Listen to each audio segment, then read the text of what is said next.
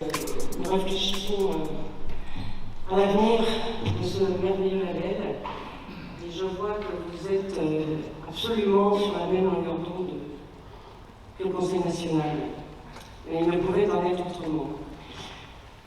Monsieur le Président, Monsieur le Directeur, Mesdames et Messieurs les élus, Mesdames et Messieurs, les jardiniers, je pense qu'il y en a aussi dans cette merveilleuse salle,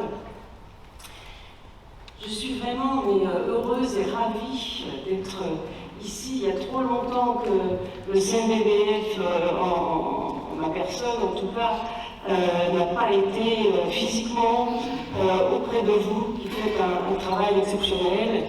Et je peux enfin vous dire de vive voix et vous remercier, vous féliciter pour votre engagement, pour les choix politiques que vous avez faits de rendre le quotidien plus agréable, plus humain, avec des effets positifs, dont parlait Monsieur le Président, qui sont plus que nécessaires aujourd'hui pour notre bien-être, ayant été d'autant plus bousculés ces derniers temps. Et nous avons un moral à retrouver, mais je sais que pour certains, notamment pour les communes labellisées, nous avons toujours eu ce moral et toujours ce cœur battant de régler les difficultés qui se sont proposées à vous. Et ça fait partie, ça, de cette volonté de nos communes labellisées d'être très réactifs, que ce soit sur un côté positif ou négatif. Donc le Conseil national, que je vais vous présenter tout à l'heure avec quelques slides, ne pourrait pas avoir un tel rayonnement sans le soutien et le travail apporté par les départements et les régions. Et aujourd'hui, la région Provence-Alpes-Côte d'Azur, qui, depuis le lancement en 1959, a toujours été près de nous et n'a eu de cesse de montrer son attachement à la démarche du label. C'est une démarche louable. Et depuis 1959, la région travaille près de nous. 9 communes, 4 fleurs tout de même. Ce n'est pas rien. 4 fleurs étant un peu l'excellence. Alors vous avez entendu certainement parler de la fleur d'or également. Mais la fleur d'or, c'est un trophée qui est à côté. Ce n'est pas le label. Le label 4 fleurs, c'est vraiment l'excellence. Et il y en a 9. Dans cette magnifique région de Provence-Côte d'Azur, Alpes-Côte d'Azur. Je tiens à saluer bien sûr Bernard Perrin, qui est le directeur et de son équipe du comité régional du tourisme. D'abord, il intègre la labellisation dans sa promotion touristique et il a su en plus renforcer des liens d'amitié avec le Conseil national. Et oui, dans le fond de mon bureau à Paris, au ministère en charge du tourisme et des finances, eh bien, nous sommes très proches de nos animateurs départementaux régionaux. Et Bernard, merci de ta confiance et de ce lien qu'on a tissé ces dernières années pour ce label auquel nous sommes tous attachés. L'accompagnement, les conseils qui sont donnés aux communes sont précieux. Et pour cela, les jurys départementaux, régionaux, nationaux, accomplissent un excellent travail de rigueur et je voulais leur rendre hommage également. Voilà, les temps changent, les enjeux sociétaux sont forts et nous devons donner l'exemple et nous devons apporter un certain nombre de réponses au changement climatique et la transition écologique. C'est notre mission, entre autres choses évidemment. Beaucoup de communes labellisées montrent l'exemple, effectivement. Je déplore qu'on ne le dit pas assez. Voilà, que ce soit dans les médias, tous les médias, la presse écrite, la presse télévisée, tous les médias. On n'en parle pas assez. Et ça fait partie des missions futures. On en parlera un petit peu plus tard dans la matinée. Vous avez mis en place des nouvelles pratiques, des pratiques de gestion, l'enherbement des cimetières, la désimperméabilisation des sols, la protection de la biodiversité, la liste est longue. Vous avez, dans vos services, donné cet exemple. Tout cela fait partie de la démarche du label, et je puis vous dire, puisque je suis à l'échelon national, que ça dépasse nos frontières. Aujourd'hui, je reçois dans mon bureau des Japonais, je reçois des Canadiens. Comment vous faites, me disent-ils? Donc, écoutez, bravo, on ne peut que s'en féliciter. Et moi, je le dis, et je suis fière de le dire, c'est grâce à vous que nous sommes reconnus à ce point. Alors, c'est vrai, dans un contexte un peu concurrentiel, il y a de plus en plus de labels. Je ne vais pas les citer, parce que je préfère parler que du mien.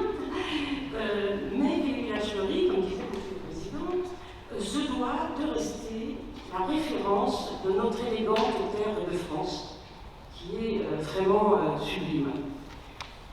L'objectif prioritaire du Conseil national, c'est d'adapter son réseau à l'évolution du nouveau paysage institutionnel. Les grandes régions, les métropoles, les communes nouvelles, tout cela, il faut le reconnaître, a bouleversé notre organisation localement, les concours locaux, et puis l'attribution, par exemple, des premiers niveaux de label, avec les métropoles, les départements qui veulent plus ou moins la première fleur, etc. Tout ça fait partie de débats que nous aurons pour l'avenir et nous devons nous adapter de toute façon à ce qui se passe localement.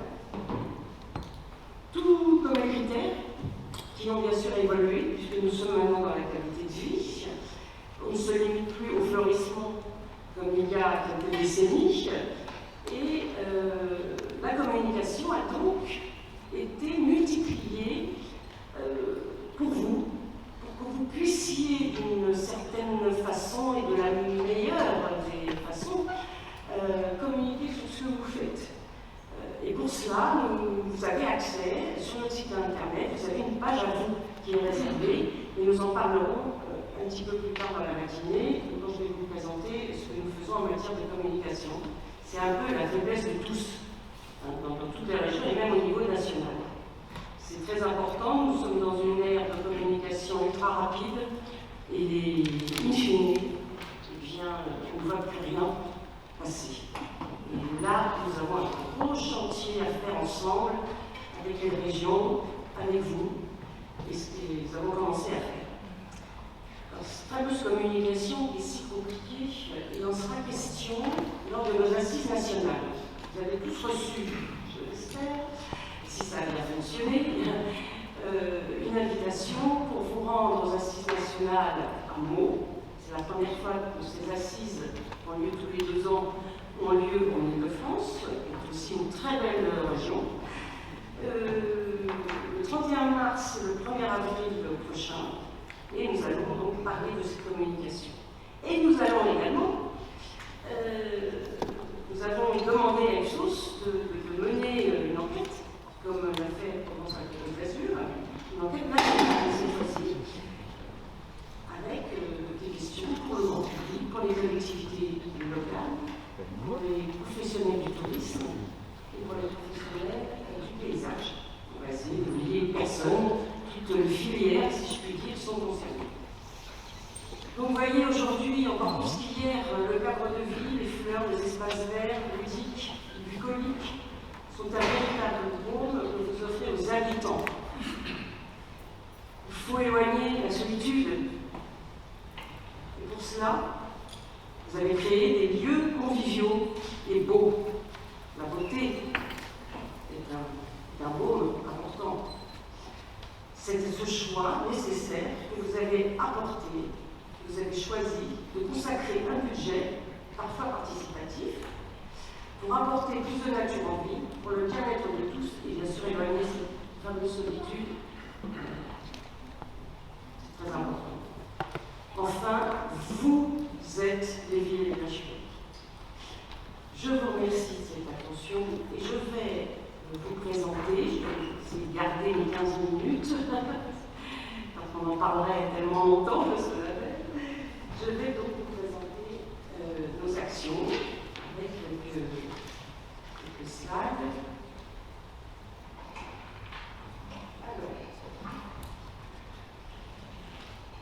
Alors j'appuie sur quoi déjà?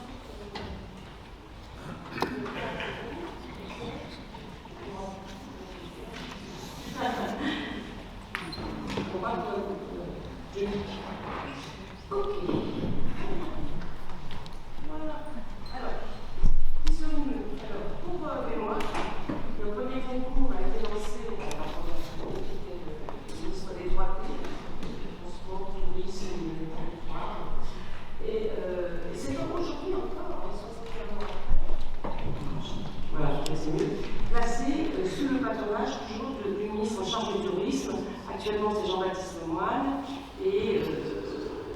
chaque ministre sont attachés, depuis toujours, moi ça fait quelques décennies que je fais ça, et à chaque remise de prix national à Paris, le ministre vient. Parfois on en a même deux, donc vous voyez, c'est quelque chose qui est vraiment important au niveau national, au niveau du pays. Donc l'objectif, bien sûr, c'est de récompenser cette politique que vous menez d'aménagement urbain et rural. Il faut adapter à notre temps, en laissant l'appareil végétal qui soit ornemental, sauvage, patrimonial, un label qui honore les acteurs, qui apporte au quotidien un cadre de vie agréable, créer des lieux de rencontre, du développement personnel pour nos enfants et tout un chacun. Ajouter à cela un véritable accompagnement avec nos réseaux, organisateurs et des jurys experts dans tous les domaines. Donc on est armés. C'est une reconnaissance, alors j'appuie, voilà, c'est une reconnaissance. Cette reconnaissance, elle rejaillit fortement sur les collectivités et leurs services, car c'est un label très connu et reconnu. Je vais regarder un petit peu les chiffres en même temps quand même. Voilà. L'émission du label, donc je rappelle, évidemment lancée par le niveau national, l'Ouest garant de ce label. Nous coordonnons le réseau région, département, commune. Nous sommes une grande famille dans ce label. Nous l'animons évidemment avec des réunions nationales, des congrès, etc. Et puis, on peut vous accompagner également, même de Paris. Moi, je fais souvent des expertises, des accompagnements avec les experts de la région. Et puis, on assure bien sûr le développement et la promotion. Et comme je vous le disais tout à l'heure, on a encore quelques efforts à faire, on en a fait beaucoup, vous allez voir. Alors quand même, on se présente la petite équipe, vous savez, on est 4 personnes avec un président, voilà, une directrice, une chargée d'administration financière, un chef de projet comme Zoé qui organise les jurys, et puis Kevin Burla qui anime le réseau. On a un conseil d'administration, et c'est important de le dire, il y a quand même 5 collèges où vous, les communes, vous êtes représentés. Donc voilà, on ne peut pas tout seul en point, évidemment, on est une grande association et vous êtes tout à fait représentés au niveau d'un strate d'habitants. Et évidemment, des professionnels du tourisme, du paysage et de l'horticulture. Et le ministère de la Culture est aussi très actif avec eux, entre autres. Alors, évidemment, le label, c'est un atout. Voilà. Ça vous permet, comme c'est une feuille de route, de développer votre patrimoine, qu'il soit d'ailleurs bâti ou végétal. Il valorise le travail des services de la commune, favorise l'attractivité économique et touristique. Comme disait M. le Président, voilà, il ne faut pas opposer, c'est l'économie aussi tout cela, surtout aujourd'hui avec les commerces parfois encore de ville qui ferment, voilà, même avec les plans nationaux en place, c'est pas encore ça. Et puis, bien sûr, toute cette protection environnementale de la faune et de la flore. Voilà. Alors, vous êtes des adhérents, donc on essaie de faire un maximum pour vous rendre ce que vous nous donnez. Donc, l'adhésion conforte le label. Si vous n'étiez pas là, je vous dis, vous êtes du village. Eh bien, nous n'existerons pas. Voilà. Parce que nous ne fonctionnons plus comme il y a 40 ans. Il faut survivre, comme tout label, nous sommes d'ailleurs le moins cher, eh bien, il faut pour fonctionner, récompenser, faire des actions, que vous nous aidiez. Donc, je vous remercie d'ailleurs en passant. Et vous pouvez être candidat au conseil d'administration, participer à ce réseau. On a des outils de communication que je vais vous montrer, et puis je parlais d'expertise, de visite, de tournage de droite, etc., etc. 60 ans. 60 ans d'histoire, d'expérience et de bonheur partagé. Le monde change. J'évolue avec lui. Je suis une fleur. Un label. Mais bien plus encore, je suis une ambition. Une distinction, une référence nationale en matière de qualité de vie et de valorisation paysagère.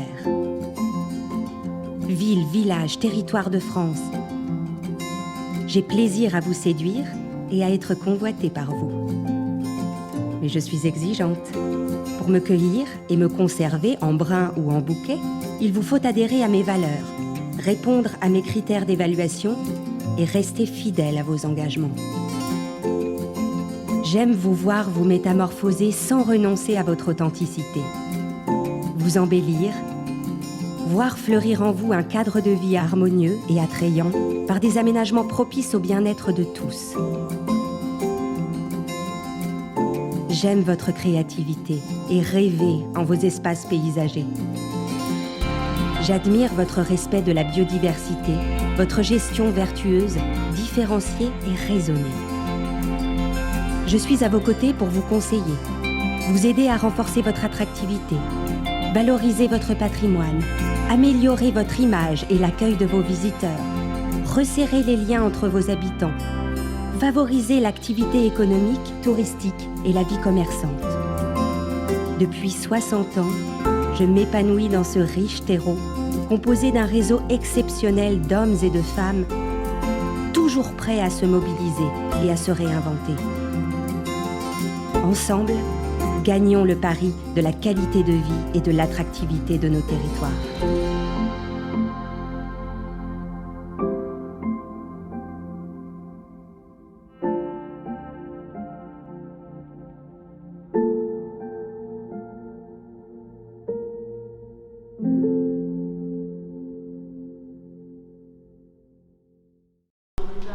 Sur les 2 vidéos qu'on a mis en place à l'occasion des 60 ans du label.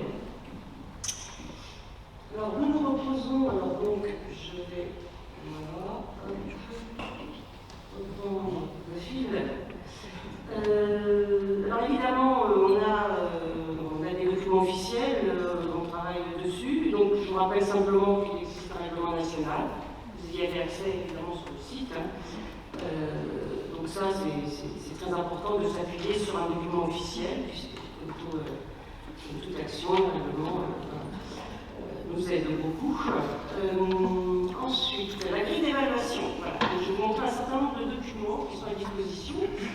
Donc la grille d'évaluation, je vais préciser que c'est une grille, c'est sur cette grille-là, sur ces critères-là, que vous êtes en partie jugé, vous êtes jugé. J'aime pas ce mot, estimé, on va dire. Et la grille d'évaluation, elle permet une discussion entre les jurés. Et c'est une aide à la décision. Elle est essentielle pour l'argumentation des rapports et des préconisations à adresser aux maires. Il ne s'agit en aucun cas d'une grille de notation, mais d'une évaluation qui situe la commune à un certain niveau de labellisation. Donc c'est les critères comme au nombre de 60 sont nombreux, hein, mais ils sont tous très importants. Voilà, donc ces critères, je vous appuie, donc ils sont très importants. Et ça vient compléter un puzzle du ciel, les trames vertes, les trames bleues et noires, l'humain, la faune et la flore.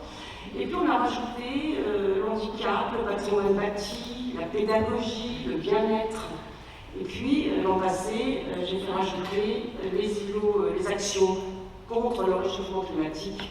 Évidemment, on est quand même toujours on évolue chaque année dans l'air du temps, mais grâce à vous, grâce à vos remontées, hein, il faut maintenant lutter avec des îlots de fraîcheur, avec l'entretien des sols, et ça, c'est vous qui nous le soumettez.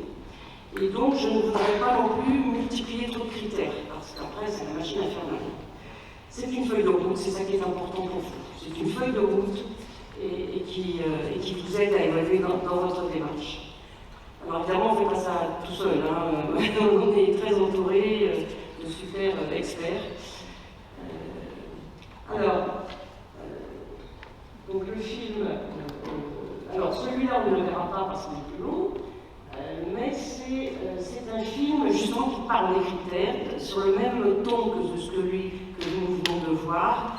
Donc vraiment, je vous invite à le regarder parce que même pour vos services, pour le management, de dire voilà, on va par exemple vers la première, deuxième, troisième ou voire quatrième fleur, on envoie ce film pédagogique qui parle des critères au service, et puis les jardiniers, tout ça, tout le monde connaît les critères, et je pense que c'est un bel outil de management, quoi.